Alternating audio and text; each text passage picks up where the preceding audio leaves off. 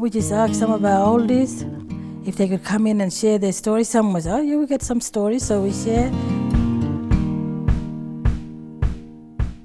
The stories were sourced from the elders of the area, and we've got two main language groups here, so Gooniyandi and Walmajari. So the Gooniyandi and Walmajari elders were kind enough to come in and share stories from their dreaming, and then the artists were able to weave that into a story. Welcome to Bayulu School's presentation of Upside Down Stories, a circus comedy show. The school said, we want to do this project, and we think circus would be a really good way to do it. And we went, cool, we'll do that.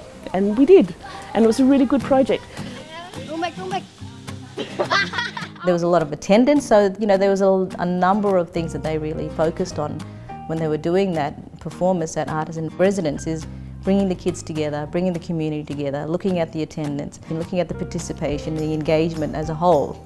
So there was a lot of advantages to bringing this Artists in Residence in Bayulu School, because our kids, they've actually grown from it.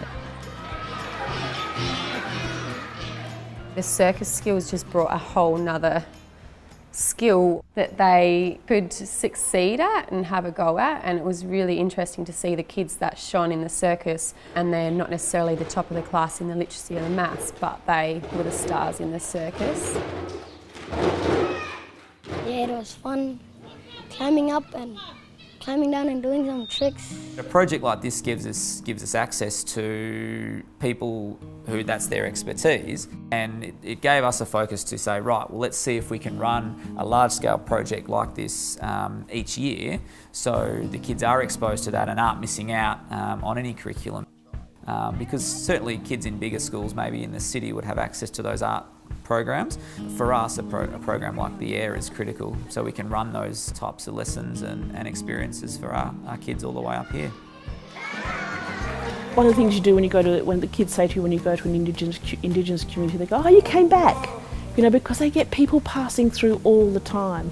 The fact that we live in the community and we go out and visit, the kids get to know us, they get to trust us. We'll have kids who have been friends with other kids in the communities and then transferred the knowledge from community to community. It's great. Little tiny, skinny little kids climbing up the tissue and then doing this amazing trick, and they feel so proud. And then their grandmother sitting out in the audience is just going, oh my God, and they're just so thrilled that their kids are doing it. And the community people who come up to us and say, thank you for coming. It's just fantastic. I had to jump up on stage and had a little cameo worked in as well, so I had to make sure that I did my little bit. But it was certainly, the audience absolutely loved it. It's something that we wouldn't have that many people out at the school to watch a show like we did that day. I think we had probably 300 or 400 people here, all outside, in the middle of nowhere, watching a fantastic circus comedy performance. The lights and everything, and it was just fabulous.